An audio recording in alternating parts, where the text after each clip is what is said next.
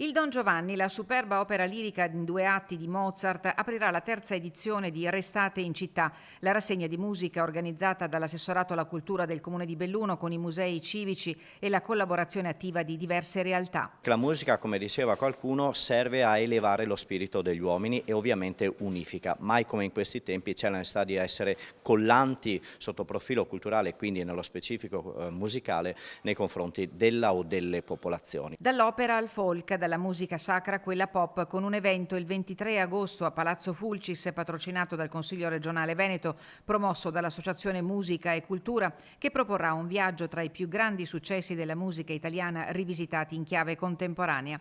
2 mesi di appuntamenti dal 19 luglio al 14 settembre. Una logica di collaborazione a livello non solo nazionale, perché ci sarà anche un gruppo bulgaro che già ha attività con noi da parecchio tempo, che offrirà nella sede prestigiosissima della prefettura di Belluno il 1° di settembre un concerto lirico dal rilevante spessore d'intesa con l'Istituto di Cultura bulgaro. Meraviglie della musica unite alla bellezza dei luoghi più suggestivi della città. Abbracceranno tutti i luoghi più importanti e più belli della cultura bellunese. Ci sarà la possibilità per il visitatore locale e fuori città non solo di apprezzare questa proposta culturale, ma anche di ammirare le bellezze infinite della nostra meravigliosa città.